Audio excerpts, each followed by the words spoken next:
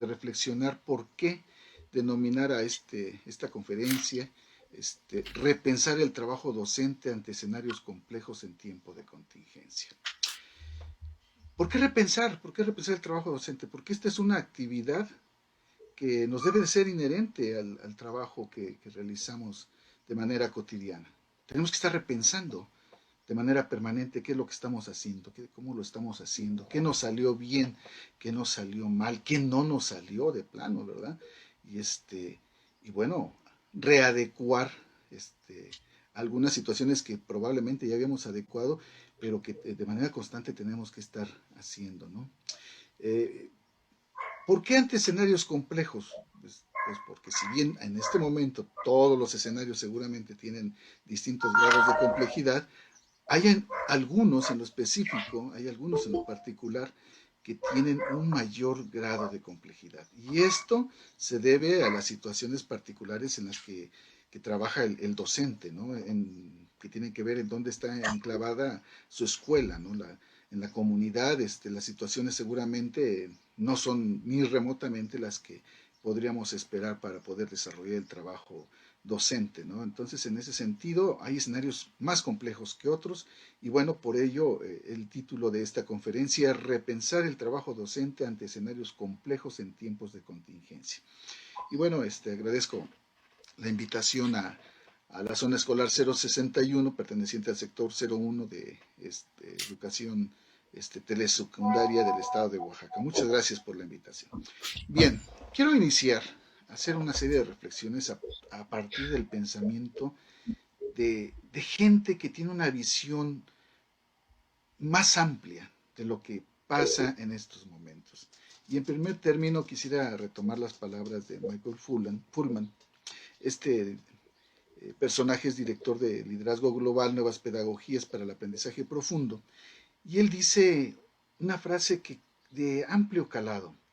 Los docentes y las escuelas tienen una tradición y una cultura que no puede reemplazarse. Las innovaciones no entran en un terreno vacío, no sustituyen lo que hay. Más frecuentemente añaden complejidad porque el profesorado y los centros reconstruyen las reformas. Y esto es muy cierto, maestros. Las reformas que se proponen a nivel federal, a nivel entidad federativa, solamente tienen cabida en la escuela cuando quienes las constituimos, los docentes y nuestras comunidades educativas, entendemos cuál es la razón de estas, nos comprometemos con ella y en ese sentido hacemos cambios. Pero cambios que no rompen con lo que venimos haciendo, ¿no? Porque tenemos muy arraigadas tradiciones y culturas que es difícil que podamos reemplazar.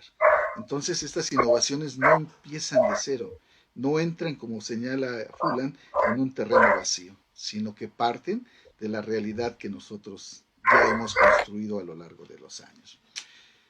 Bien, hoy voy a centrar las preguntas que me compartía en su momento la maestra Miriam Nolasco con respecto a esta actividad que es de 2 días, cabe mencionar, mañana tendremos un conversatorio, eh, en 3 apartados. La nueva escuela mexicana, un nuevo maestro para una nueva escuela y una mirada crítica a la planeación, evaluación y retroalimentación en tiempos de contingencia. Bueno, vamos a iniciar con el primer tema, la nueva escuela mexicana. Y quiero echar mano de dos formas de percibir al maestro por parte de dos individuos que son ampliamente conocidos, ¿no? Al menos en el sector educativo. Es muy difícil que alguno de nosotros no sepa quién es Bill Gates, ¿no? Y aparte de ser fundador de Microsoft, fue el creador junto con otros investigadores del sistema operativo Windows, ¿no? Que pues, actualmente todos utilizamos.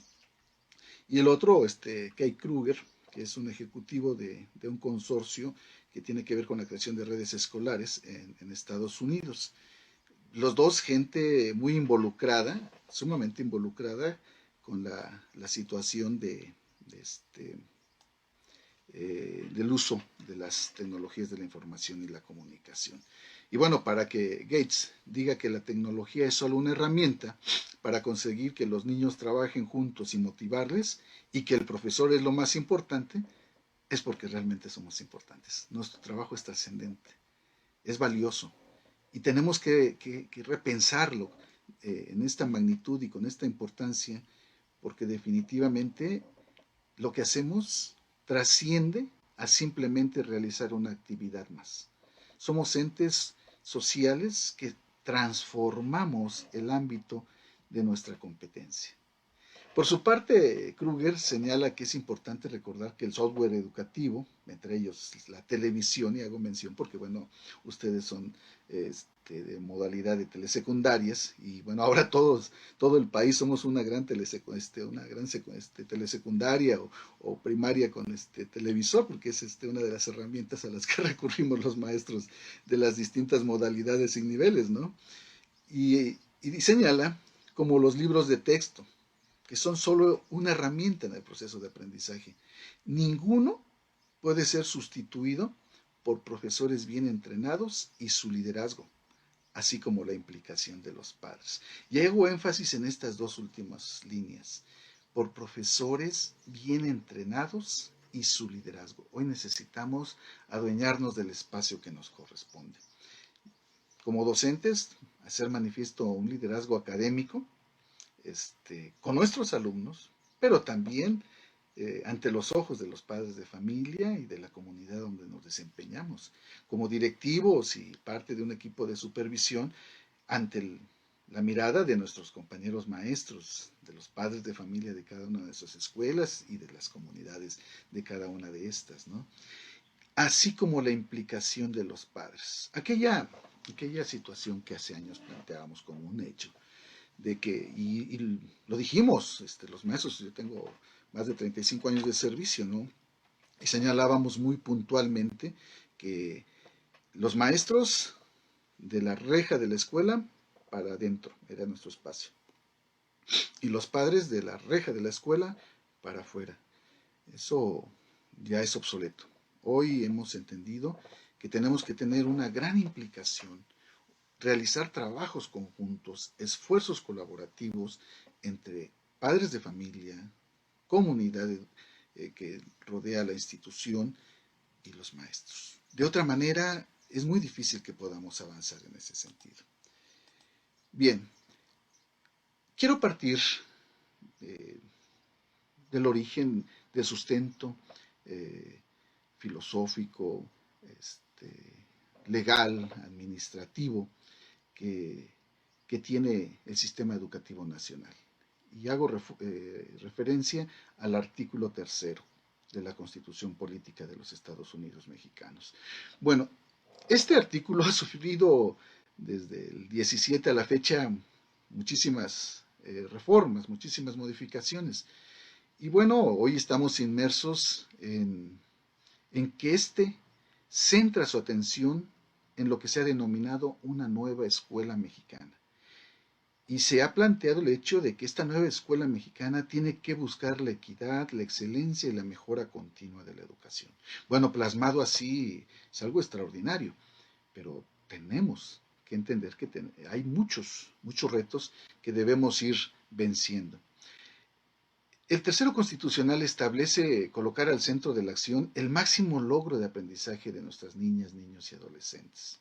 Y tiene, entre otros más objetivos, el desarrollo humano integral del educando, reorientar el sistema educativo nacional, incidir en la cultura educativa e impulsar transformaciones sociales dentro de la escuela y en la comunidad. Bueno, condiciones también las prevé, ¿no? Pues la más importante es la transformación de nuestras escuelas, que tiene como base la convicción de que todos nuestros esfuerzos deben estar centrados en el aprendizaje y desarrollo integral de nuestros alumnos. Y para que esto suceda, es necesario, y está resaltado, un magisterio orgulloso de su profesión. Tenemos que sentirnos, y lo decía en el inicio, que somos entes sociales trascendentes, importantes, valiosos.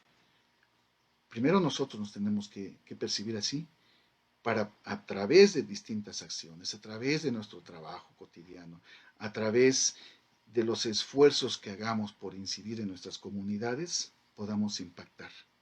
Que nos vean como entes comprometidos y conscientes del papel social que jugamos. Hoy los maestros, juntos, tenemos que construir una visión común y de largo plazo. Y esta parte de la construcción de una visión común no es nada fácil. Los maestros durante muchos años hemos tenido diferencias entre nosotros. Muy lamentable y tristemente, y lo debo de señalar, porque bueno, les decía, tengo ya un considerable número de años de servicio. Los maestros, si veíamos que alguien resaltaba, a jalarle los pies, ¿no? Y aquella anécdota de las cubetas con cangrejos, ¿no? Que todos a estas alturas conocemos, ¿no? Hoy tenemos que romper con esos paradigmas. Hoy tenemos que entender que tenemos que construir una visión en común que se sustente en el trabajo colaborativo, en el trabajo en equipo. Tenemos que entender que debemos desprendernos de esas actitudes, de esas formas de ser que en antaño nos han hecho mucho daño. Hoy tenemos que demostrarnos y demostrarles a los demás que estamos en la posibilidad de dar lo mejor de nosotros mismos y que estamos trabajando por una sociedad más armónica, plural, inclusiva, justa, intercultural y en lo general, que es una pretensión que debemos de tener como maestros, más feliz.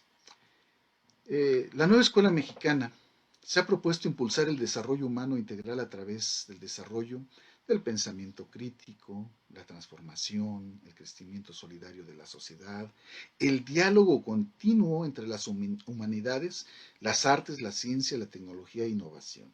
Esto nos refiere a que no podemos separar unas de otras, sino que van de manera conjunta y que hoy tenemos que entenderlas en el trabajo cotidiano. Hoy la metodología de proyectos es una alternativa que implica que la realización de un determinado proyecto, pues consideremos elementos de las ciencias, de las humanidades, puede ser de la lengua materna, de la tecnología, ver los principales aspectos de innovación y conjugar todos estos en un proyecto único. Y esa es una de las fortalezas que tienen ustedes en telesecundarias, porque ustedes abarcan todas las asignaturas, a diferencia de secundarias generales y técnicas, en donde como especialistas en alguna asignatura no tenemos muchas de las veces la posibilidad de conjuntar esfuerzos con los maestros de las demás asignaturas que corresponden al plan de estudios. Fortaleciendo el tejido social, combatiendo la discriminación y la violencia, fortaleciendo las relaciones sociales, económicas y muy particularmente las culturales, con una base muy sólida en el respeto de los derechos humanos. Esta orientación integral de la nueva escuela mexicana implica que consideremos a cabalidad los contenidos de los planes y programas de estudio, que seamos capaces de entender y realizar una vinculación estrecha de la escuela con la comunidad, así como la orientación integral en la formación de las niñas, niños y adolescentes. Para ello tenemos que considerar, bueno, y esto está en el currículo, el pensamiento lógico matemático, la comprensión lectora, la expresión oral y escrita, el conocimiento tecnológico, científico, filosófico, histórico y humanístico, así como las distintas habilidades socioemocionales que en estos momentos no son imprescindibles. Hoy por la mañana escuchaba una noticia que tiene que ver con el reinicio de clases presenciales como una necesidad de salud mental. Nuestros niños, al igual que nosotros como adultos, tenemos que reconocerlo, hemos sido afectados en nuestros aspectos de carácter socioemocional por este encierro voluntario que estamos realizando dadas las circunstancias actuales por las cuales atravesamos. El pensamiento crítico, el logro de nuestros alumnos, el desarrollo de conocimientos, habilidades motrices y creativas, así como la apreciación y creación artística. Y sumamente trascendente está resaltado los valores. Los valores para la responsabilidad ciudadana y social, la solidaridad, la justicia, la libertad, la igualdad, la honradez, la gratitud y una participación cada día más democrática. Les voy a pedir, para que no esté haciendo de esto un monólogo, me brinden la oportunidad de poder interactuar con ustedes. Les voy a pedir que recurran a su dispositivo móvil, a su celular, y en el buscador busquen la siguiente dirección. Lo van a escribir como tal: menti.com. Menti.com. Menti.com. ¿Ya lo tienen?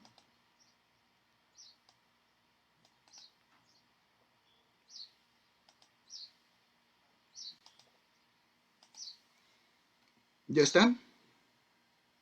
¿Ya lo buscaron?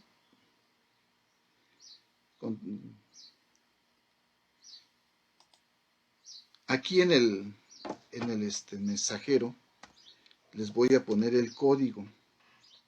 Les va a pedir un código. Está separado por un espacio, es 2996, un espacio 7140. En el mensajero está. ¿Ya lo tienen? Maestra Miriam. 29967140. Separado los primeros 4 dígitos de los segundos. Sí. Ya lo tienen. Okay. Sí. A ver.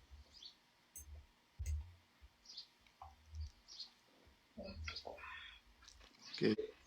Y van a contestar con una o dos palabras a lo sumo. Tienen hasta 5 opciones. La siguiente pregunta: ¿cómo debe de ser el maestro para la nueva escuela mexicana? Es decir, ¿cuáles deben ser las características del nuevo maestro? Las que están al centro, si se dan cuenta, van cambiando. ¿Sí se dieron cuenta? Sí. Están cambiando. Y tienen que ver con que las que tienen mayor participación están hacia el centro con letra más grande. Entonces vamos a dar unos minutos en lo que participan varios compañeros.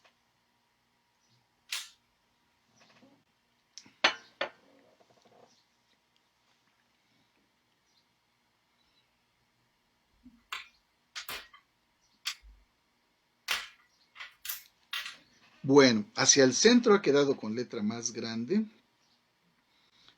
En cuanto a las características del maestro para la nueva escuela mexicana, del maestro para el siglo XXI, porque estamos en el siglo XXI, ¿verdad? Sigue cambiando, se están dando cuenta ustedes. Sí. La característica que más se señala es que tenemos que ser responsables. Responsables. También se resalta, responsables. Hoy dice, también necesitamos maestros preparados, profesionales, empáticos, éticos, con sentido de clase social. Miren qué interesante, muy bien.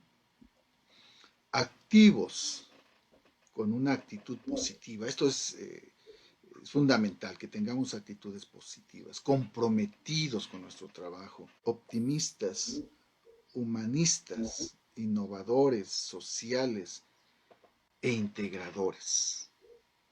Pues, yo creo que sin lugar a dudas, se vuelve a cambiar y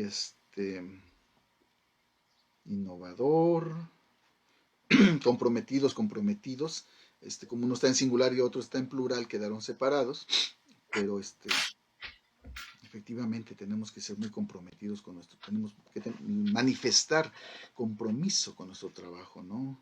Alguna palabra nueva, algún concepto nuevo, optimista, integrador, realistas, es muy, muy cierto, coincido también, con control emocional, definitivo, no podemos invitar a otros a que, me refiero a nuestros alumnos, a que tengan un buen manejo de sus emociones si nosotros no lo tenemos, ¿no?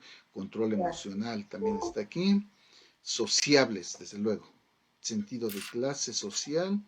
Y bueno, sigue cambiando.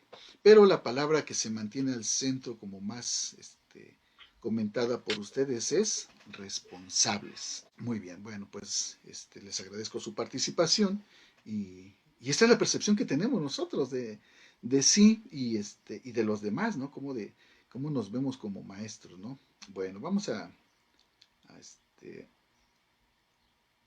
dejar de compartir y vamos a volver a compartir porque no sé muy bien cómo funciona a mí. Es la primera vez que estoy trabajando con esta plataforma, pero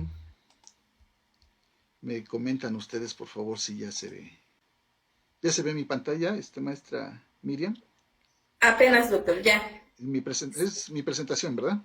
Sí, su presentación. Ok, entonces bueno, me quedo con esta, la voy a maximizar y aquí me había quedado. Pues muchas gracias a todos por sus participaciones y bueno, esto nos da una idea general de cómo nos percibimos los maestros y cómo percibimos o queremos que los demás sean, porque no solo es cómo nos percibimos nosotros, ¿no? Muy bien. ¿En dónde encontramos el sustento aparte del tercero constitucional? Ahorita más adelante vamos a hacer algunos comentarios, vamos a ver algunas situaciones específicas que marcan los documentos normativos. Pues en la Ley General de Educación, ¿no? La Ley General de Educación, que es la ley más importante que se desprende, una ley normativa del tercero constitucional, una ley secundaria como también se les da por llamar, en donde se establece qué es la nueva escuela mexicana, ¿no? En qué y cómo está constituido el sistema educativo nacional, nos habla de la revalorización de las maestras y los maestros, que esto es una parte muy importante, ¿no? De la mejora continua de la educación, entre otros aspectos más. También otro referente muy importante para que podamos percibir cuál es la necesidad en cuanto a características del nuevo maestro para este siglo XXI es la Ley General del Sistema para la Mejora Continua de la Educación. Aquí nuevamente se vuelve a hablar del Sistema Nacional de Mejora Continua de la Educación, del Sistema Integral de Formación, Capacitación y Actualización y de otros aspectos más. Asimismo, otro referente es la Ley General del Sistema para la Carrera de las Maestras y los Maestros. Y bueno, también encontramos que habla de la revalorización de nosotros, del sistema para la carrera de los maestras y maestros y los aspectos que tienen que ver con admisión y promoción, que ahora, bueno, estamos inmersos en estos procesos, ¿no?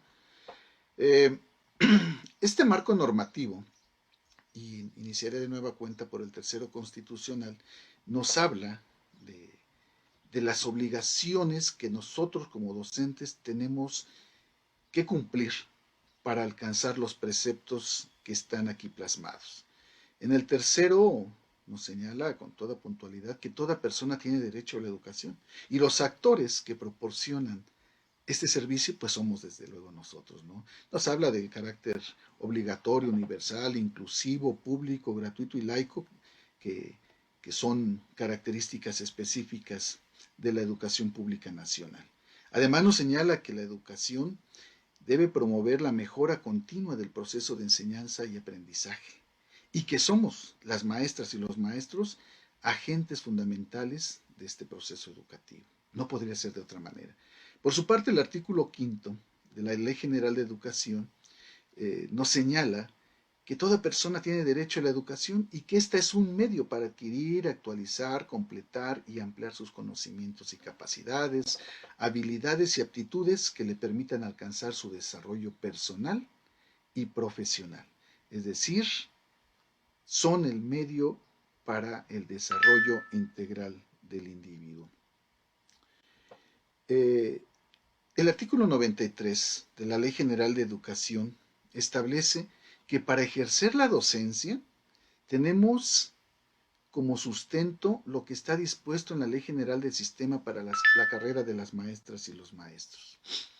Esta ley, en su artículo tercero, nos habla de las funciones docentes, de ATP, de dirección y de supervisión en la educación básica, y que éstas tienen que orientarse a lograr el máximo aprendizaje y desarrollo integral del educando. No necesitamos que alguien nos lo diga.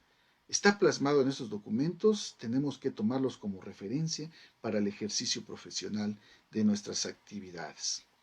Y bueno, también señala que quienes desempeñen dichas tareas, es decir, nosotros, tendremos que contar con algunas cualidades personales y competencias profesionales conforme a los criterios e indicadores que determine la Secretaría de Educación Pública Federal.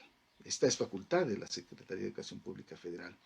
Y esto con el objetivo de asegurar que se cuente con los conocimientos, aptitudes, actitudes y capacidades necesarias para el desarrollo pleno de nuestra función. Por su parte, el artículo 7º de esta misma ley precisa el perfil profesional que los docentes debemos de desarrollar y establece qué es este perfil profesional y lo refiere como un conjunto de características, requisitos, cualidades o aptitudes que deberá tener el aspirante a desempeñar un puesto o función. La fracción cuarta de este mismo artículo señala que los criterios e indicadores son las herramientas normativas que establecen lo que debe saber y ser capaces de hacer las maestras y los maestros. Y bueno, señala también muy oportunamente que permite que los docentes podamos compartir significados, guiar nuestra práctica y orientar los procesos de formación docente. Bien, con todos estos referentes de carácter constitucional, legal, normativo, bueno, creo que ya estamos en posibilidad, considerando además lo que ustedes vertieron en esta aplicación de Menti, cómo debe de ser el nuevo maestro para una nueva escuela. ¿Y por qué un nuevo maestro? No me refiero únicamente a los docentes de nuevo ingreso, me refiero también a maestros que podamos tener 30, 35, 40 o más años de servicio. Tenemos que repensar qué es lo que hemos venido haciendo y reconstruirnos para, a través de cambios significativos en nuestro quehacer cotidiano, poder establecernos de nueva cuenta como nuevos maestros ante las necesidades de una nueva escuela. Y estas necesidades y acciones en el terreno educativo son muchas. El siguiente gráfico solamente representa las más trascendentes, ¿no? Pero las tomo como punto de referencia porque debemos de partir de algo, ¿no? Primero, pues tenemos que garantizar la calidad bajo los principios que marca el tercero constitucional y las leyes que de él emanan. Elevar el nivel educativo de la población. Garantizar el derecho a la educación. Garantizar el acceso a la educación, particularmente a los grupos excluidos. Elevar la calidad de la educación y que ésta sirva para tener acceso a mejores oportunidades laborales y así elevar la calidad de vida. Superar las brechas regionales en calidad de la infraestructura educativa. Y de esto ustedes saben mucho. Las condiciones en que se encuentran sus escuelas que están inmersas en situaciones de muy alta marginación, bueno, implican retos muy importantes que tenemos que ir superando. Fomentar el ingreso, permanencia y egreso de los distintos tipos, niveles y modalidades con la ayuda de becas, en especial a poblaciones con mayor grado de marginación. Y bueno, es una tarea que de manera directa le corresponde al gobierno federal y que en muchos de los casos coadyuvan las entidades federativas. Poner al centro de la atención del sistema educativo nacional a nuestros alumnos.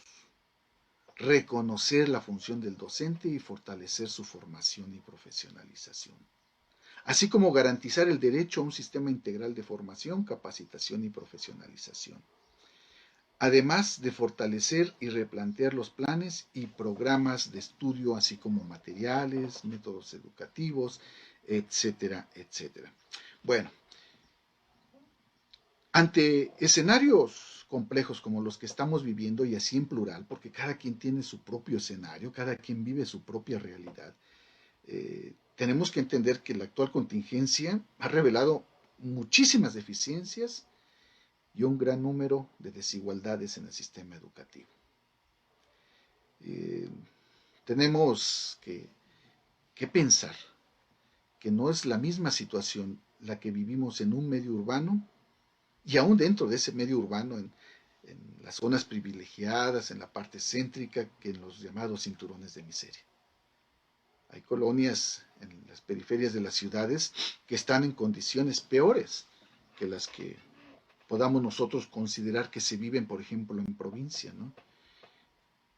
Tenemos que considerar que también en provincia pues tenemos ciudades importantes que tienen características muy específicas, pero también tenemos rancherías enclavadas o comunidades enclavadas en la mitad de la sierra que aparte del difícil acceso a estas, las condiciones muchas de las veces son deplorables. Tenemos que entender estas desigualdades y estas deficiencias para el desarrollo de nuestro trabajo, porque si partimos de idealidades de que todos estamos bajo un mismo piso, pues lo que pretendamos desarrollar no nos va a dar resultado. Tenemos que entender también que por esta contingencia sanitaria, el modelo de escuela cambió radicalmente. Los chicos, nuestros alumnos, se alejaron de la oportunidad de estar en sus aulas, de poder compartir con sus alumnos, que eso es una cuestión esencial. Los seres humanos somos entes sociales por naturaleza y ahora al estar en aislamiento, bueno, pues los chicos están sufriendo situaciones de carácter socioafectivo, mental y hasta de salud que no habíamos vivido, ¿no? En las ciudades, los chicos estar encerrados en un departamento de una zona habitacional, pues dejaron de hacer el ejercicio, el poco ejercicio que a lo mejor tenían oportunidad de realizar en la escuela, y ahora están metidos ahí en un departamentito, en una habitación pequeña, sin la oportunidad de realizar que ese sería uno de los aspectos, pero también de altísimo impacto el hecho de poder compartir con sus pares, ¿no? Se alejaron de las aulas, de sus compañeros, de sus maestros, de la oportunidad de la convivencia en los recesos, porque ese es un espacio fundamental para ellos, ¿no? Los recesos escolares, se alejaron de su cotidianidad, de su vida que, que veníamos realizando de manera natural, pues se rompió y tenemos ahora nuevos escenarios muy complejos, ¿no? Bueno, en cuanto a la planeación y evaluación, que la tenemos que considerar con un enfoque formativo. En este sentido, tenemos que entender que el trabajo que realizamos los maestros es complejo.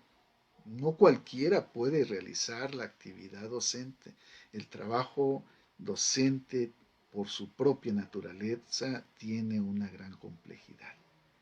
Tenemos que tomar en consideración una serie de procesos correlacionados entre sí, que permitan, que propicien el aprendizaje de nuestros alumnos. Y bueno, como parte de estos procesos, juega un papel trascendental la evaluación formativa. Porque esta es fundamental, ya que nos permite valorar el desempeño de los alumnos, así como también reflexionar sobre nuestra propia práctica docente para hacer los ajustes pertinentes. En este sentido, si la evaluación formativa tenía un grado de complejidad en la educación presencial, bueno, esta se acrecienta ahora que estamos a la distancia. Hoy tenemos que definir desde la planeación de manera muy precisa y sistemática en los distintos momentos de la secuencia, del proyecto, de la actividad, las estrategias de intervención a la distancia, así como los procesos de evaluación. Tenemos que considerar los participantes, las técnicas, los instrumentos, la socialización, si es que esta se puede dar, porque sí, están interactuando los chicos ahora a través de las redes sociales, pero esto conlleva también a otras problemáticas como el ciberbullying, ¿no? Entonces los escenarios se han ido complejizando. Muy particularmente, y quiero hacer un breve espacio en este sentido, la telesecundaria en estos momentos nos lleva, el servicio de telesecundaria, el servicio que ustedes brindan, nos lleva pues bastante ventaja a quienes trabajamos en secundarias generales y técnicas, ¿no? Porque a diferencia de nosotros, ustedes tienen un modelo pedagógico propio, tienen también algunas fortalezas con las que nosotros no contamos, tienen un número más reducido de alumnos. Nuestras escuelas, las que menos tienen, por ejemplo, en la zona escolar donde se desempeña su servidor, pues tienen entre 38 los grupos que tienen menos, los terceros grados, hasta 45, 50 o más alumnos. Y bueno, esto también tiene su grado de complejidad, ¿no? Entonces, bueno, ustedes tienen un modelo pedagógico propio, si bien están en las zonas rurales, señalo, sus grupos son más reducidos, la educación es más personalizada, conocen a plenitud a sus alumnos, ¿no? Además, ustedes son maestros generalistas, que esto pudiera parecer una ventaja, pero también tiene sus ingredientes de desventaja, este, como en el caso de nosotros también los tienen al ser maestros especialistas, porque bueno, ustedes como maestros generalistas tienen que conocer de todas las asignaturas, de todas las áreas del saber, pero tienen una gran fortaleza, el libro de texto gratuito, que es su principal apoyo educativo. Y en el caso de nosotros, al abarcar solamente asignaturas, bueno, no tenemos el contacto que necesitamos, y menos bajo estas condiciones, con los demás maestros. Yo soy maestro de español, esa es mi formación inicial. Soy maestro de secundaria con especialidad en español. Y bueno, hubo la necesidad a la jubilación de una compañera maestra en una de las escuelas que conforman nuestra zona, de que no llegó, porque no llegó reemplazo de manera inmediata, dadas las circunstancias que comentábamos de manera inicial. Pues me puse a atender grupos, estoy atendiendo 4 grupos, le compartí a la maestra Miriam Nolasco y al maestro Alberto Rojas. Estoy atendiendo 4 grupos, uno de segundo y 3 de tercero, y estoy viviendo en vivo y a todo color, permítame la expresión, todas las dificultades, todos los retos que ustedes de manera cotidiana tienen que vencer, ¿no? Y bueno, eso me hace todavía más sensible ante el trabajo que de manera muy oportuna vienen realizando mis compañeras y compañeros maestros. Eh, es extraordinario el trabajo que tienen que realizar, la iniciativa, la creatividad, los procesos de capacitación que tenemos que estar desarrollando en estos momentos, ¿no? Hoy nos encontramos ante una nueva realidad, decía ya hace unos minutos, y que esto nos establece nuevos retos en el trabajo docente. No hace mucho teníamos un escenario que conocíamos muy bien y que era la educación presencial, donde, bueno, ustedes además cuentan con el apoyo de la televisión, de unos programas extraordinariamente muy bien estructurados. Les quiero compartir para que se sientan además más orgullosos. Muchas de las veces nosotros como maestros de generales y técnicas recurrimos a sus materiales, ¿no? Hay muy buenos materiales que venían presentando en televisión y que, bueno, encontramos en la red, sobre todo videos y otros recursos. Y bueno, nos los hemos ido apropiando, ¿eh? También nosotros les vamos aprendiendo a ustedes, como esperamos que también ustedes nos aprendan un poco de lo que podamos nosotros compartirles a ustedes. Bueno, en ese sentido, pues estábamos acostumbrados a una educación presencial donde teníamos un contacto directo con nuestros niños, nuestros adolescentes, y podíamos intercambiar de manera permanente las dificultades que a ellos se les presentaban. Hoy lo tenemos que hacer de una manera no presencial. La escuela y los maestros tuvimos que aprender a trabajar a la distancia, ¿no? Y esto nos ha significado muchísimos retos, muchísimos retos. Y bueno, estamos a punto, lo han mencionado nuestras autoridades, tanto federal como locales, de regresar a una educación semipresencial, híbrida o mixta, como ustedes determinen llamarle, porque, bueno, depende del autor del que hagamos referencia, antes de que tengamos nuevamente la posibilidad de regresar a una educación meramente presencial. Bien, en ese sentido, bueno, al principio los maestros ante estas dificultades, ante estos retos, pues yo creo que no nos es extraño a ninguno de los que estamos aquí presentes, vivimos momentos de incertidumbre en cualquiera de nuestras funciones, ya como docentes, asesores técnico-pedagógicos, directivos o personal en funciones de supervisión, todos sentimos incertidumbre, pues no sabíamos cómo hacerle, ¿no? De momento nos dijeron que era por unos meses, que se acababa la pandemia y que inmediatamente regresábamos a reiniciar ciclo escolar, que nada más era mientras terminaba el último trimestre del ciclo escolar pasado. Y no fue así, ¿no? Entonces en agosto no sabíamos qué hacer de nueva cuenta. Y bueno, buscamos muchas alternativas, porque somos muy ingeniosos, somos muy creativos. Los maestros somos de esos entes que trascendemos porque no nos quedamos ahí, ¿no? Sino que somos capaces de buscar nuevas formas de hacer nuestro quehacer. Repensamos las cosas y lo estamos haciendo de forma permanente. En ese sentido, bueno, pues buscamos fortalecer nuestras experiencias en el uso de las tecnologías de la información y la comunicación, cuando hubo la posibilidad, en donde hubo la posibilidad. Y hasta la fecha hay situaciones que no permiten que podamos hacer uso pleno de las tecnologías de la información y la comunicación, aún en zonas urbanas. En el caso de telesecundarias que ustedes atienden a niños y adolescentes en zonas de alta marginación, bueno, enviaron y recibieron el trabajo a través de medios electrónicos en medida de las posibilidades, pero también a través de formas físicas, ¿no? La creatividad del maestro nos ha dejado una muy agradable experiencia, ¿no?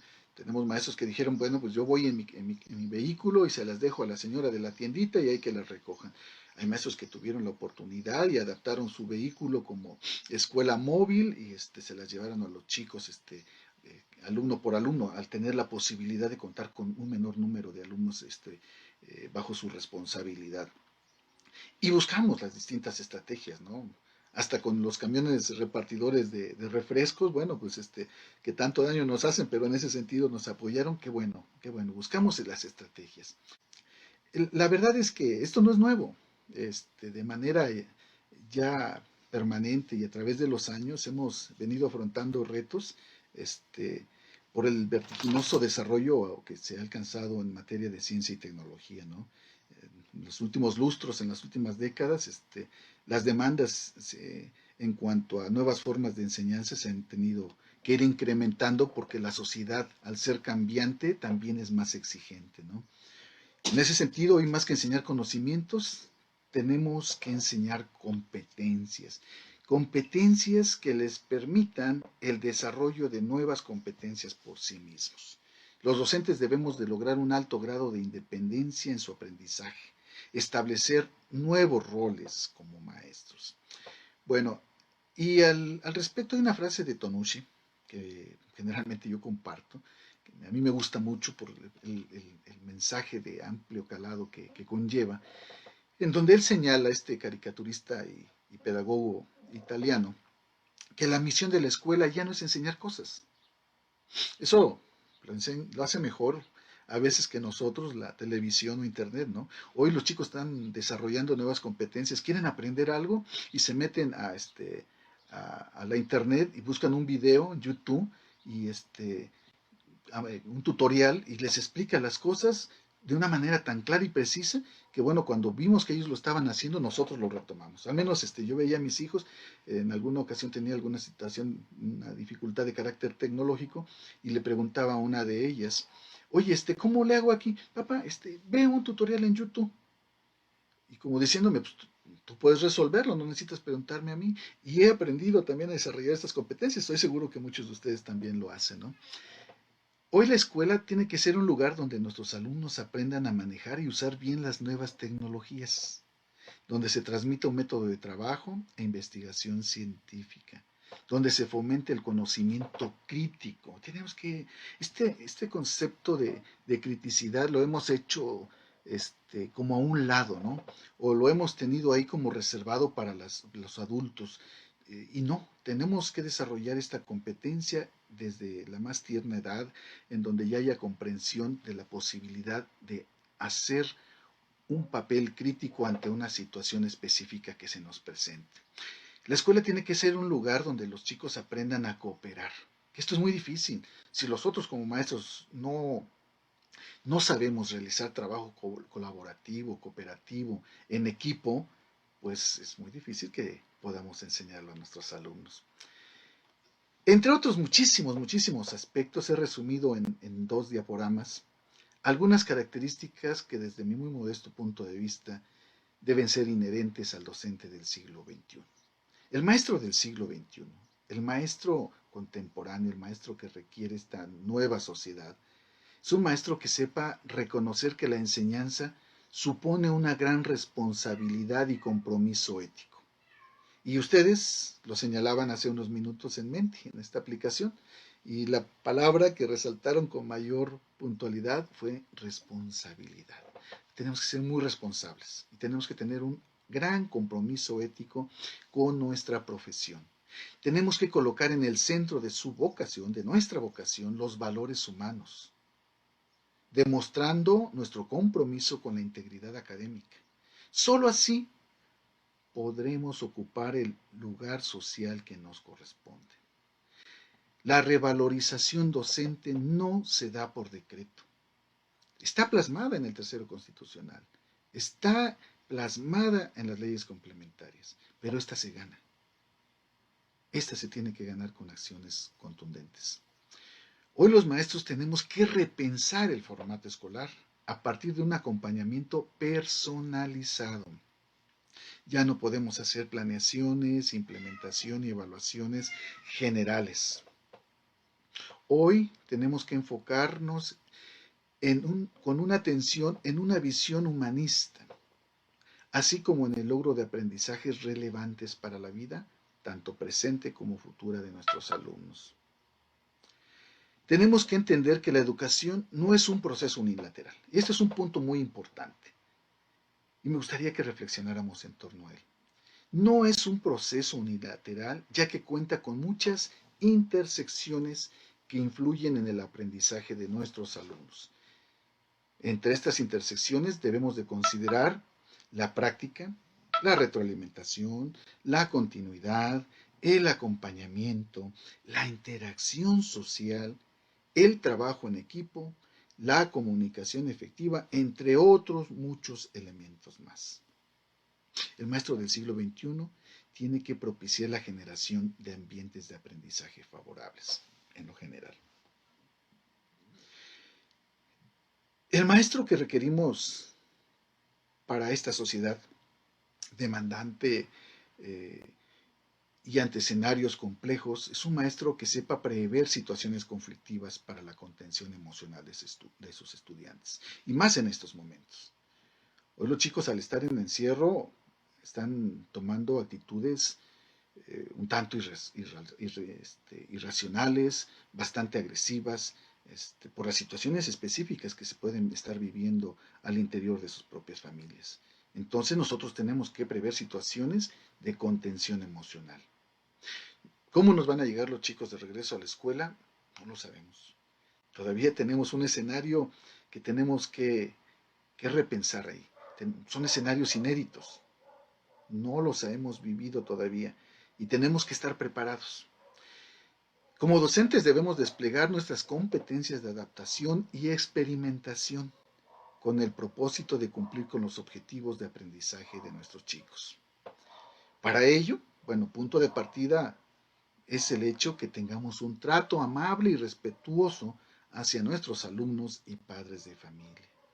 Ya las situaciones que se contraponen a esta necesidad deben quedar en el pasado y en el olvido. Tenemos que estar haciendo investigación, pero muy particularmente sobre los problemas pedagógicos, sobre los problemas que enfrentamos en la cotidianidad de nuestro accionar docente diario. Y está muy reducido. Fortalecer nuestra formación en todos los aspectos, no solamente en los académicos, sino también en los socioemocionales. Hoy tenemos que aprender a tener un buen manejo socioemocional, primero nosotros, y que este impacte desde luego en nuestras familias de manera inmediata, para que después lo llevemos a las escuelas y de manera muy particular con nuestros alumnos en cada uno de nuestros grupos. Desarrollar una mayor autonomía en el trabajo cotidiano. Ya no podemos estar esperando que nos lleguen las capacitaciones. Es que eso le corresponde a la autoridad educativa. Pues sí, pero ¿qué hacemos nosotros ante esta necesidad? Pues tenemos que buscarlos. Y hay muchos escenarios hoy para que podamos nosotros desarrollar autonomía en el trabajo cotidiano. Podemos aprender entre pares, por ejemplo. Podemos, en los consejos técnicos ya de escuela o de zona o de sector, establecer acciones conjuntas que nos permitan autonomía en nuestro trabajo cotidiano.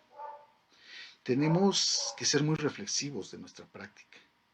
Y ya lo he mencionado en varias ocasiones, tenemos que aprender a trabajar de forma colaborativa, de desprendernos de envidias, de que esto lo sé y es mío, esto lo aprendí y esto es mío. Hoy tenemos que abrirnos, tenemos que dar a los demás.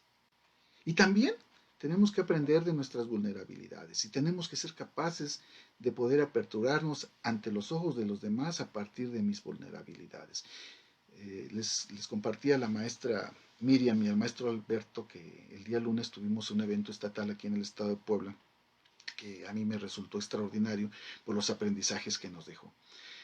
Un compañero maestro me decía en alguna de sus participaciones con motivo de unas preguntas rectoras que se establecieron que él se había desgastado a tal grado en el trabajo docente por la cantidad de tareas que él mismo dejaba y que no entendía que se estaba haciendo daño a él porque al dejar tantas actividades pues también tenía que revisarlas y no solo sometía a estrés a los alumnos por estas, sino que además pues repercutían en su salud tanto física como mental y terminó, y lo decía él, nos lo compartía, y pues con incapacidad médica.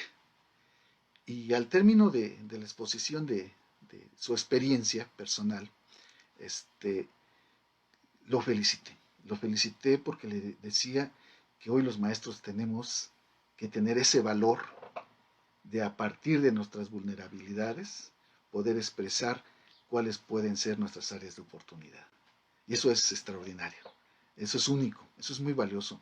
Hoy ser valiente no es cerrarnos y decir yo tengo que tener una imagen de que nada me afecta. No, hoy ser valiente implica el hecho de que tenga la capacidad de a partir de hacer manifiestas mis vulnerabilidades, poder acudir al apoyo de mis pares. Esa es una competencia que tenemos que desarrollar y que cuando la desarrollamos es extraordinaria. Y esto nos lleva a algo muy importante. Los maestros hoy, al desprendernos de esas formas de ser de antaño que tanto daño nos han venido haciendo, tenemos que ser capaces de inspirar a otros. Tenemos que buscar la posibilidad de ser líderes en nuestro ámbito de competencia, ya como docentes, como directivos o como personal en funciones de supervisión. No necesariamente el líder de una escuela tiene que ser el director. El director puede ser un extraordinario administrador de una institución, pero el líder académico puede ser cualquier maestro. Así como tiene que ser un líder ante sus alumnos, también tiene que ser un líder ante los ojos de sus compañeros y de su comunidad educativa. Tiene que actuar y buscar mejores condiciones de desarrollo y bienestar. Y esto, lo recalco, sobre todo en zonas de alta marginación y pobreza y con bajos índices educativos. Tenemos que aprender a reflexionar sobre nuestro quehacer y mantener una apertura a las interrogantes que le den dirección a nuestras acciones, sobre todo en el conocimiento de nuestros educandos. Y ahorita vamos a hablar precisamente de planeación, de diagnóstico, de evaluación y de retroalimentación, muy particularmente en estos tiempos de contingencia. Bueno, voy a partir de una serie de cuestionamientos que seguramente nos vienen a la mente. ¿Por qué la necesidad de una planeación personalizada? Lo mencionaba hace rato, y que también nos piden que sea situada, contextualizada, inclusiva y otros términos más que se le da a la planeación. Términos que muchas de las veces tienen que ver más con cuestiones de moda, porque estos son elementos, son características inherentes a la planeación.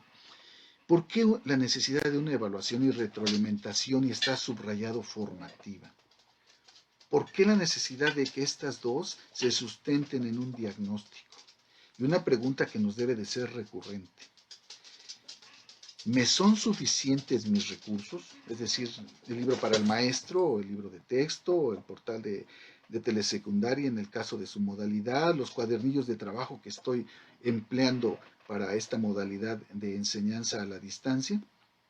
Y bueno, decía Aristóteles, este filósofo griego de hace más de 2000 años, que lo importante es que en todos nuestros actos tengamos un fin claramente definido que deseemos alcanzar, a la manera de los arqueros que apuntan hacia un blanco claramente fijado.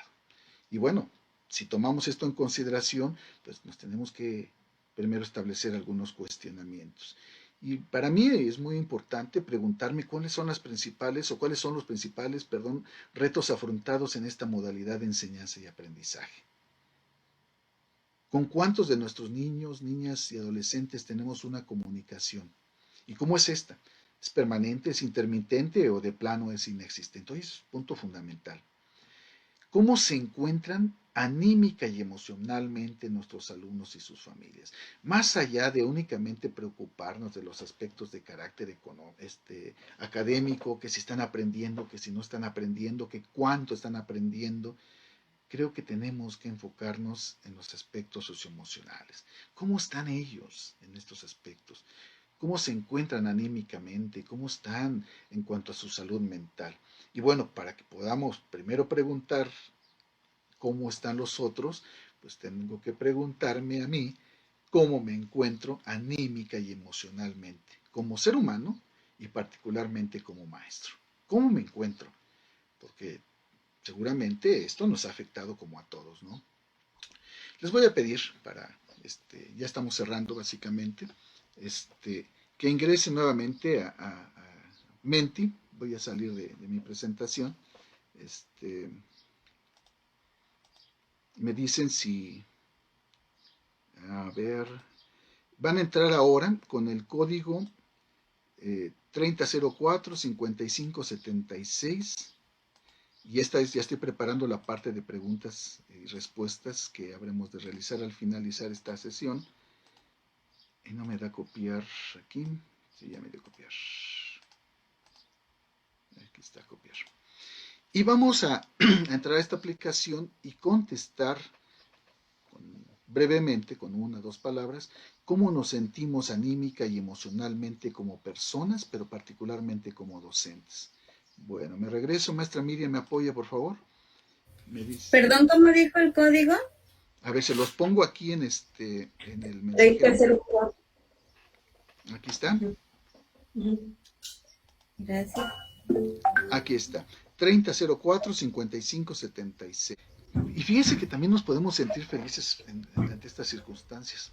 No hace mucho me comentaba una compañera maestra que su hijo venía siendo víctima de bullying en la escuela y que ahora a la distancia, al inicio, pues cambió de forma de bullying, porque fue partidario de ciberbullying, dado que pues, no se veían los chicos de manera presencial, pero que le pidió el dispositivo móvil, su celular, identificó quienes le estaban acosando, se comunicó con el director de la escuela de su hijo y hablaron con los padres de familia de estos chicos y se terminó esa parte. Y me dice, es que hoy está mi hijo encantado de estar en casa, no quiere ir a la escuela, ya dice que por él que se quede la pandemia para siempre, está feliz así. Dije, ay, bueno, pues hay de todo, ¿no? De todo se da en la viña del Señor bajo las circunstancias que estamos viviendo. Bueno, vamos a ya cerrar esta participación, las actividades que venimos realizando. Voy a ir leyendo. Eh, la que está al centro es motivada. Muy bien, pero también está junto o cansada, ¿no? O con temor, feliz, este, con esperanza, triste, sí, también tenemos estadios de depresión que nos llevan a la tristeza, que estos sean lo más breves posibles, hay que ocuparnos y enfocarnos en otras cuestiones para irlos venciendo. Empática, muy bien maestra. Desesperado, desesperado, sí nos llegamos a desesperar porque queremos tener nuestra vida como la veníamos realizando de manera cotidiana, a veces estresada, a veces, y no siempre tenemos que estar con ganas de servir, perfecto, entusiasmado, agotada, paciente, frustrado y feliz, que también está aquí con letra muy grande. Bueno, vamos a cerrar esta parte. Vuelvo a mi pantalla. Muchas gracias por sus participaciones. Sigan participando, nos es muy importante ello.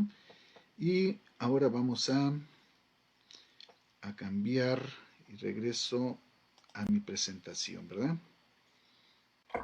Una ventana. Compartir. A ver. Y le doy aquí. Ya se ve mi presentación, ¿verdad, maestra Miriam? Ya se está compartiendo, maestro. Ok, muchas gracias. Sí, ya. Ahí está. Muy bien. Bueno, voy a ampliar. Y muchas gracias a todos. Tenemos que tener, les decía, esa valentía de a partir de nuestras vulnerabilidades, poder hacer manifiesto cuáles son algunas de nuestras áreas de oportunidad. Bueno, comparto en cada que tengo oportunidad de interactuar con mis compañeros maestros la necesidad de que establezcamos, está en las guías de los consejos técnicos escolares, el hecho de establecer un semáforo educativo. Y particularmente me enfoco en tres aspectos. Si ustedes son observadores, van a ver que estos tres se pueden condensar con esta caricatura, que está en la parte inferior derecha, donde vemos diferencias radicales, ¿no? El chico que tiene las condiciones para tener una recibir una enseñanza sincrónica, tiene los recursos, los medios, la conectividad, y quien no la tiene, ¿no? Que está en condiciones que no le permiten. Y bueno, este semáforo, les decía, lo enfoco en tres aspectos. El primero tiene que ver con el apoyo de las madres, padres de familia o tutores. Lo ideal es que pudiéramos contar con el apoyo firme, decidido, oportuno, con conocimiento de causa de estos actores fundamentales, de nuestros padres de familia. Pero lamentablemente ese es un ideal. Nos gustaría que estuvieran en semáforo verde. La mayor parte de nuestros chicos está ya en semáforo amarillo o naranja, ¿no? Carecen de este apoyo o si se da es restringido por que el padre tiene que salir a trabajar, la mamá tiene que salir a trabajar, o porque no tienen la preparación académica para apoyar a sus chicos, ¿no? A lo mejor tienen la intención, pero si el papá, la mamá son analfabetas, pues difícilmente van a poder realizar este apoyo como nosotros, como nuestras autoridades desean que se realice, ¿no? Y bueno, seguramente tendremos chicos que están en semáforo rojo, ¿no? Que no solo no tienen apoyo, sino que además son víctimas de situaciones de violencia intrafamiliar. En las situaciones de carácter socioemocional, pues nos gustaría que todos nuestros chicos estuvieran anímicamente bien, ¿no? Que tuvieran un buen manejo socioemocional en cuanto a no solo sus emociones, sino también a su actuación ante los demás, ¿no? Pero lamentablemente la mayor parte se encuentra ya en semáforo amarillo-naranja, ¿no? Ante cualquier situación de cambio, los chicos explotan y, y pueden tomar actitudes que no corresponden a lo que esperamos de un adolescente, de un niño o un adolescente. Y muy lamentablemente también hay chicos que están en semáforo rojo, ¿no? Chicos que se hacen cutting, heridas superficiales, que están consumiendo estupefacientes o bebidas alcohólicas o que tienen ideas suicidas, ¿no? Y tenemos que estar muy alertas en ese sentido. Y bueno, en cuanto a los aspectos de recursos tecnológicos, pues nos gustaría que todos nuestros alumnos tuvieran una computadora, un dispositivo móvil y que tuvieran la conectividad necesaria. Pero ese es el ideal, ese es el ideal. La realidad es que la mayor parte está ya en semáforo amarillo o naranja, ¿no? Chicos que pues, tienen a lo mejor la posibilidad de una computadora en casa, pero tienen dos o tres hermanos y pues está muy complicado. Pueden tener televisión, pero la misma situación, ¿no? A lo mejor la situación económica no les permite tenerla aprendida todo el día, ¿no? Y también un muy considerable porcentaje de alumnos que no cuenta con ninguno de estos recursos, ni televisión, ni computadora, ni dispositivo móvil. Todo esto lo tenemos que tener muy bien establecido, ya como parte de un diagnóstico. Seguramente a estas alturas ustedes ya conocen las situaciones específicas de cada uno de sus alumnos, ¿no? En ese sentido, bueno, pues tenemos que analizar el contexto de manera muy pertinente, reflexionar sobre la flexibilidad de la enseñanza no presencial para lograr una buena interacción entre el maestro, entre nuestros estudiantes y los contenidos que están plasmados en el plan y programas de estudio. Además de contar con el apoyo de diferentes recursos. No tienen que ser forzosamente tecnológicos, ¿no? Para que podamos echar mano de las TIC, pues tenemos que contar con el recurso, además de la apropiación, es decir, del conocimiento en el manejo de estos, ¿no? Podemos tener el celular o la computadora, pero si nosotros o nuestros alumnos no saben utilizarlas, pues resulta en lo mismo, ¿no? además del acceso a estas. Es decir, que tengan la conectividad necesaria y bueno, el dispositivo como tal, la computadora, la tablet o el teléfono móvil. En ese sentido, bueno, Fernanda Ibáñez, ella es catedrática en el Instituto Tecnológico de Monterrey, hace una clasificación de la educación no presencial que me parece muy, muy oportuna. Este, hace la, la establece en 4 grandes grupos, solamente considero 3 porque ella consideró también en su momento la educación de emergencia, que fue la que utilizamos todos en el último trimestre del ciclo escolar pasado, que se refiere a que lo hicimos como pudimos y con lo que tuvimos a nuestro alcance. Hoy creo que ya estamos en otras posibilidades, ya básicamente estamos a más de un año de, de estar desarrollando esta educación no presencial y podemos nosotros situarnos en cualquiera de estas 3. Si estamos desarrollando una educación en línea de carácter sincrónico, cuando hay los recursos, las posibilidades para que tanto docente como alumnos puedan comunicarse de esta manera, ¿no? Pues plataformas pues están ahí señaladas, ¿no? La educación virtual, que es yo creo que de la que estamos echando en mayor grado mano los maestros a lo largo y ancho de nuestro país, ¿no? A diferencia de la educación en línea, esta es asincrónica, ¿no? Podemos utilizar los recursos tecnológicos, pero de manera sincrónica, puede ser el chat de Facebook, WhatsApp, el correo electrónico, y algunos otros más, ¿no? O lo que la Secretaría de Educación Pública Federal y las de las entidades federativas han desarrollado, que es una educación a distancia y que hace rato comentaba con ustedes en el gráfico que con oportunidad les compartí, se considera como enseñanza mixta o híbrida, es decir, tanto presencial como virtual. Y bueno, esta se sustenta en el programa federal de Aprende en Casa 3. Y que bueno, ustedes no han recurrido a él porque ustedes, como modalidad de secundarias, pues tienen todo un acervo extraordinario de programas televisivos. Bueno, el modelo de educación no presencial, perdón, se pegó aquí mi presentación, para mí, es de elaboración propia, representa la oportunidad de entender qué es lo que tenemos que hacer de manera gráfica, en un espacio reducido y en una sola visión. Podemos ponerle más elementos, quitarle, adecuarlos, no hay ningún problema, ¿no? Básicamente responde a todos de la misma manera y está en posibilidades de que se adecue a las necesidades de cada uno de nosotros.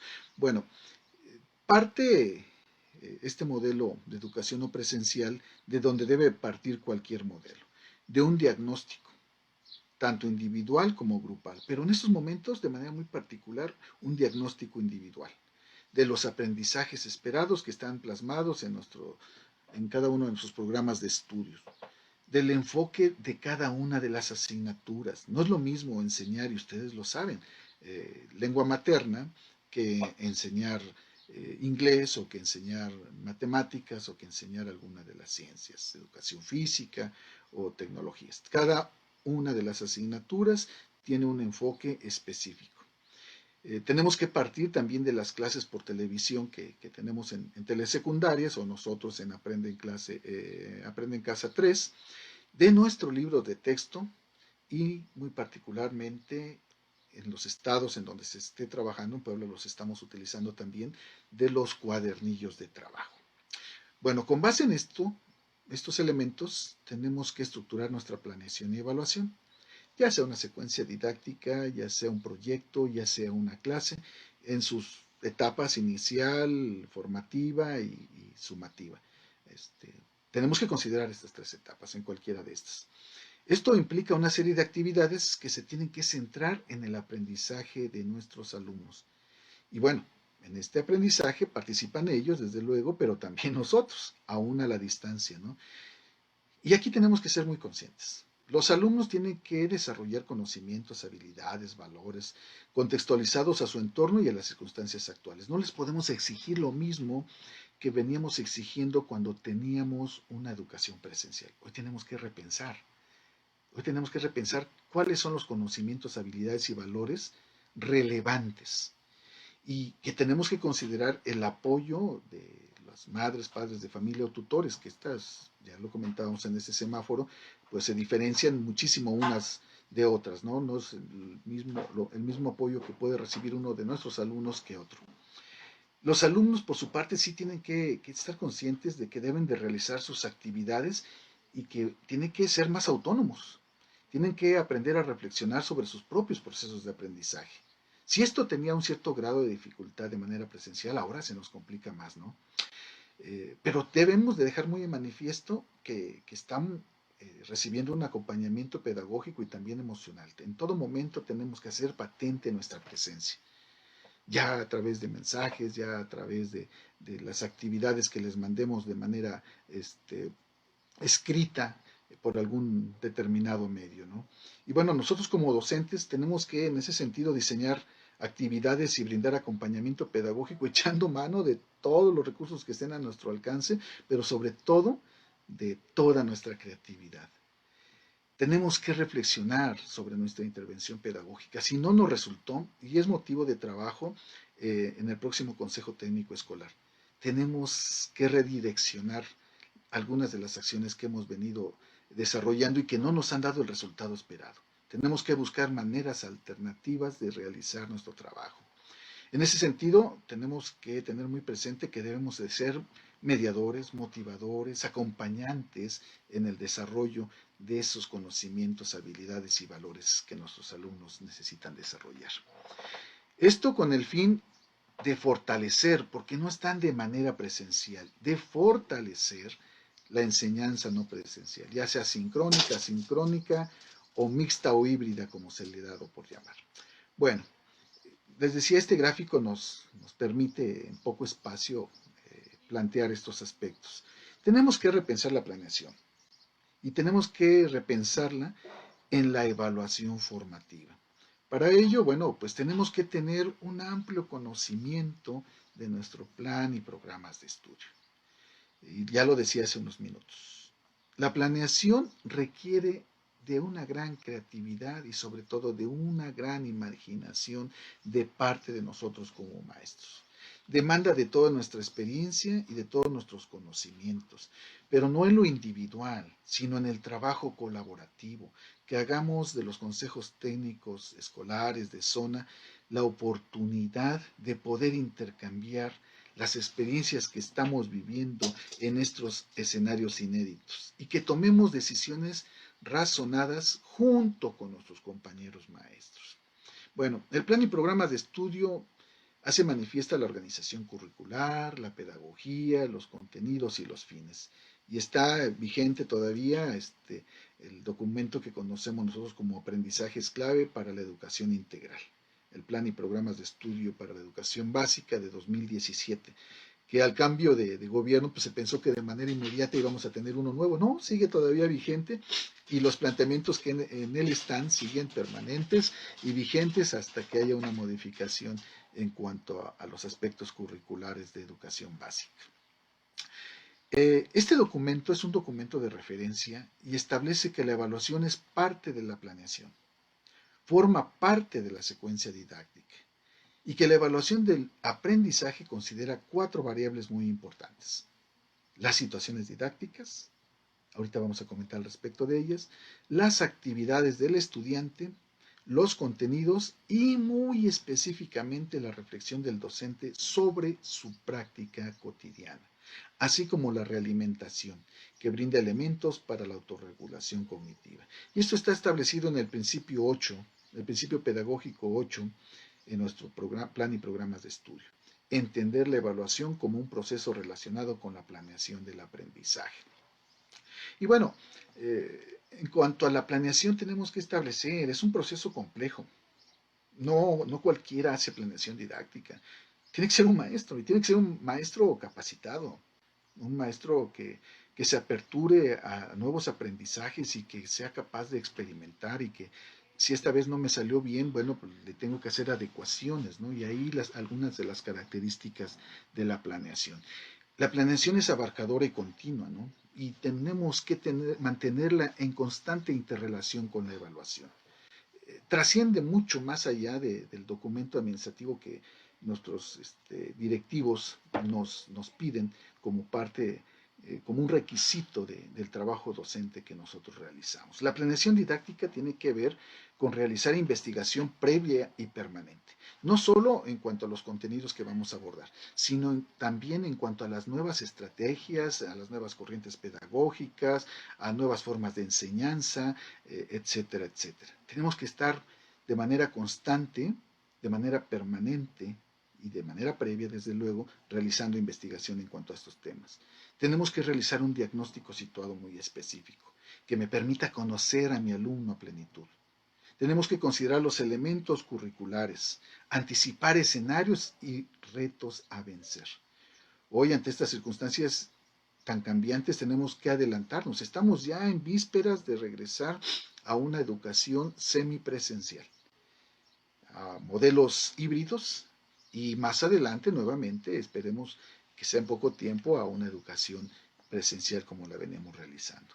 Tenemos que aprender a hacer adecuaciones de acuerdo a las circunstancias, a tomar de manera oportuna decisiones, no de última hora estarnos tronando los dedos y ahora qué hago. No, tengo que prever esos diferentes escenarios, tengo que organizar las diversas actividades con diferentes recursos. Los recursos que utilicé el año pasado me fueron buenos, pero hoy los tengo que nutrir con otros. Voy a mantener porque me fue extraordinario, pero a lo mejor el año que viene ya no me va a funcionar, entonces tengo que ir anexando nuevos recursos. Tengo que reflexionar sobre el desempeño de mis alumnos y muy particularmente y de manera reiterativa sobre mi propio desempeño. Y es que decía, la planeación es una tarea compleja. Solamente este gráfico muestra algunos de los muchos más aspectos que tendremos que considerar cuando cuando hacemos planeación didáctica. Las características de los alumnos, sus saberes previos, qué estrategias de aprendizaje tenemos que desarrollar, cómo tenemos que desarrollar esas actividades para que sean motivantes e interesantes, cómo desarrollar ambientes de aprendizaje, cómo enseñar, propiciar el trabajo colaborativo entre nuestros alumnos y que el aprendizaje además sea situado, es decir, real, cómo lograr una evaluación formativa y entender a la diversidad para hacer los ajustes, porque pues, no todos nuestros alumnos son iguales. Y bueno, para ello la planeación didáctica tiene que echar mano, decía, de un diagnóstico de grupo. Hoy, muy particularmente, tenemos que realizar un diagnóstico individual y desde luego colectivo, que implique y que nos deje ver de manera muy clara cuál es nuestra diversidad social en nuestro ámbito, en donde nos desarrollamos profesionalmente. La diversidad cultural, la diversidad lingüística, de capacidades, estilos y ritmos de aprendizaje, de conocimientos previos, de sus actitudes y de sus intereses. Hoy tenemos que fundamentar nuestro trabajo en las situaciones que sean interesantes para los chicos. Si no les interesan, no hay aprendizaje. Tienen que ser interesantes para ellos. Y tenemos que conocer cuáles son sus actitudes con respecto a cada una de las asignaturas que estamos abordando. Porque hay chicos a los que no les gustan las ciencias, o no les gusta la asignatura de lengua materna, o no les gusta educación física. Tenemos que conocer cuál es su actitud ante las distintas asignaturas para saber cómo motivarles a partir de sus intereses. Los elementos curriculares. Y tenemos que considerar todos los que marca el programa de estudio. El aprendizaje esperado, el tema, el enfoque didáctico, el nombre del proyecto, y esto se da de acuerdo a cada una de las asignaturas. Las estrategias de intervención. Y aquí tenemos que diferenciar entre situación y secuencia didáctica, que son de los aspectos que muchas de las veces a los maestros les confunden, ¿no? La situación se refiere al escenario que como maestros nosotros tenemos que crear y recrear junto con nuestros alumnos para desarrollar, sí, la secuencia didáctica, esta que tiene sus etapas de inicio, desarrollo y cierre, entre otros aspectos más, ¿no? En cuanto a estrategias de intervención. Y en cuanto a estrategias de evaluación, considerar el enfoque formativo, tipos y momentos de evaluación y los instrumentos y técnicas para la obtención de evidencias. Y bueno, partimos siempre del diagnóstico. conocer a mis alumnos, quiénes son, qué logros y dificultades se observan en su proceso de aprendizaje actualmente a la distancia, sus estilos y ritmos de aprendizaje, cómo podemos involucrarlos en cómo les está afectando el contexto, cuál es su situación personal en el grupo, aún a la distancia, cuál es su situación familiar, de qué tipo de familia provienen, nuclear, extensa, monoparental, y todos los aspectos que ustedes consideren. Y no cerrarse a, a formas de entender el diagnóstico. Los procesos de evaluación docente, los procesos a los cuales nos sujetamos nosotros como maestros, nos llevó a considerar únicamente un modelo y unos determinados instrumentos. Y me estoy refiriendo, cuando hicimos nuestro diagnóstico, queríamos explicar todo a partir del modelo de programación neurolingüística y que nuestros alumnos eran kinestésicos en tal porcentaje, auditivos en tal y visuales en tal, y que establecíamos con base en ello distintas actividades.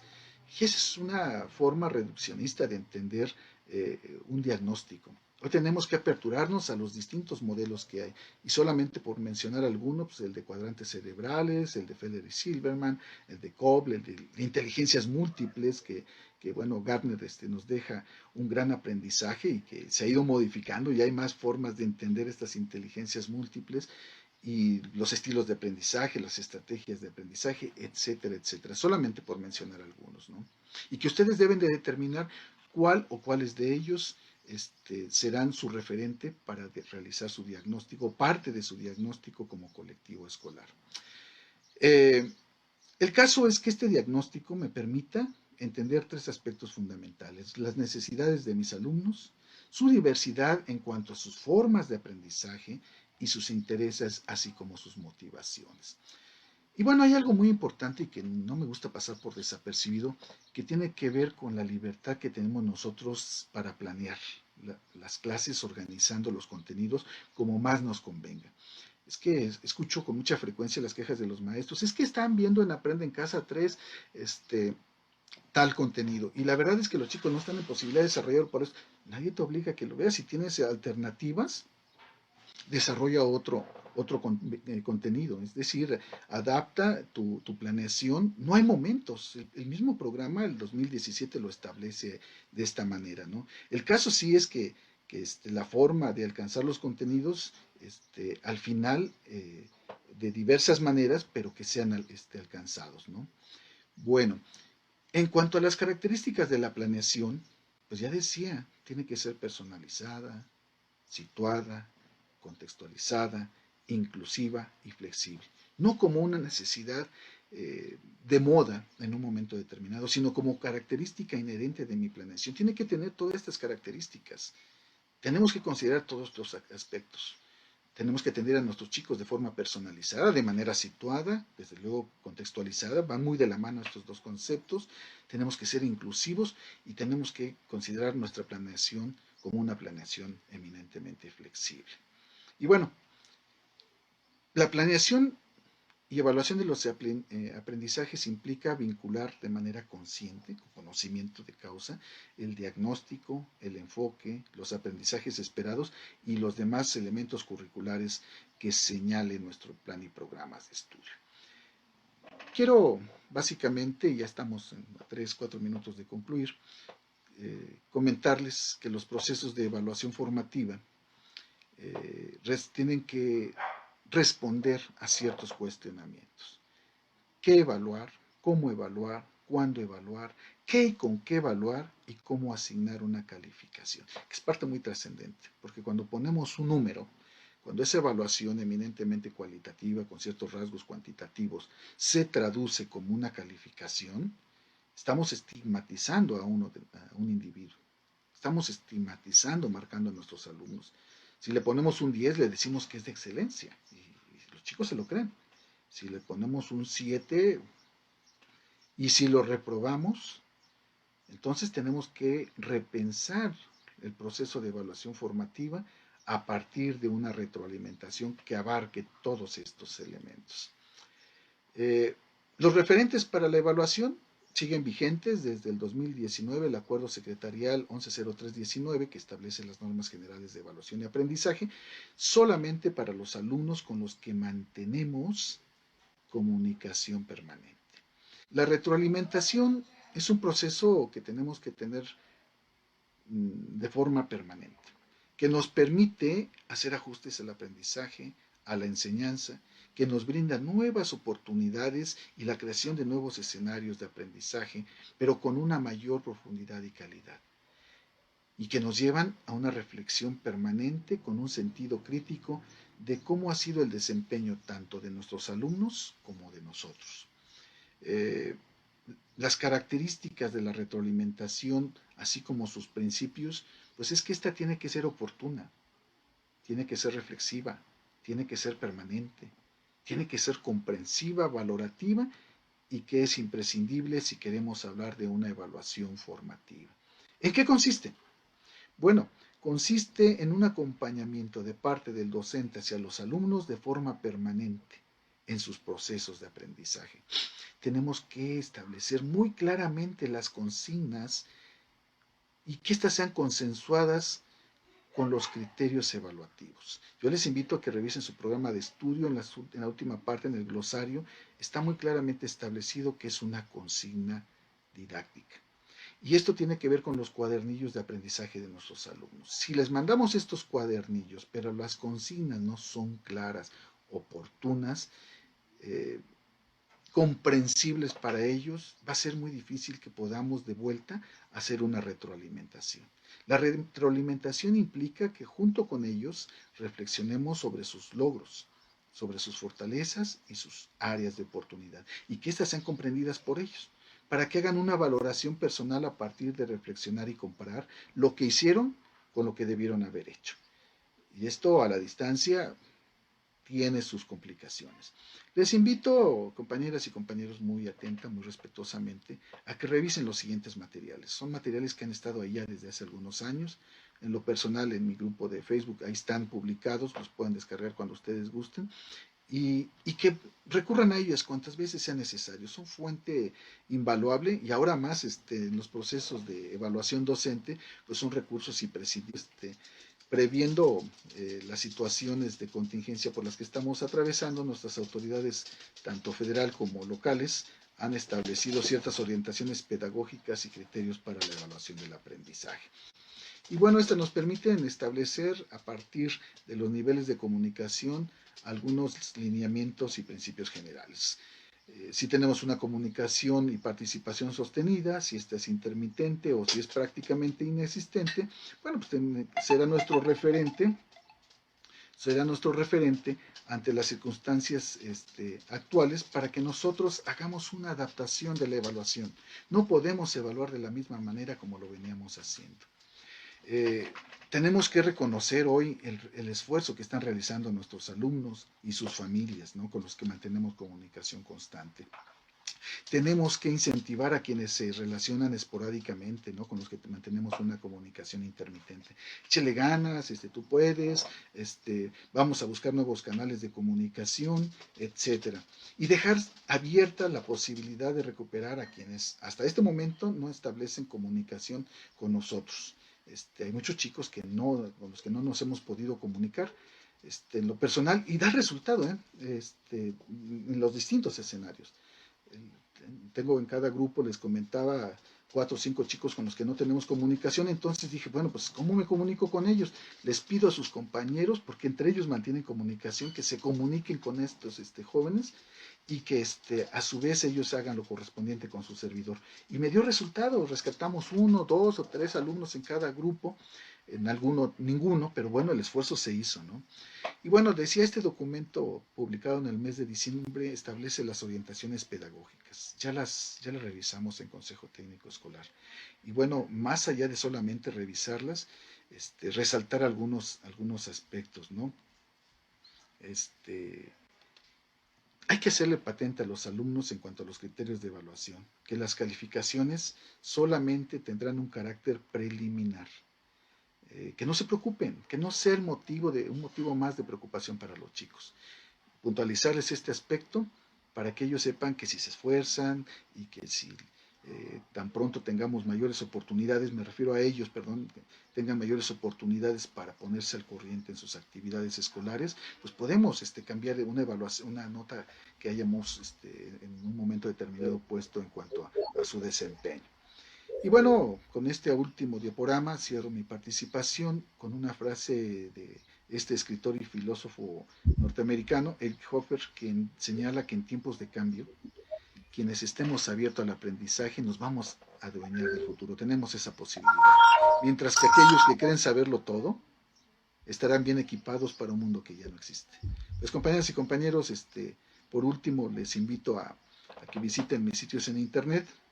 Tengo un canal de YouTube que apenas está creciendo. Tengo 2 blogs, de su servidor como jefe de enseñanza y el de secundarias técnicas de la zona 09. Y bueno, les invito a que participen en el grupo de asesoría y acompañamiento de educación básica. Ahí está la dirección, espero verles y saludarles próximamente ahí. Y bueno, por mi parte es todo. Muchísimas gracias y con el gusto de poderles saludar. Maestro.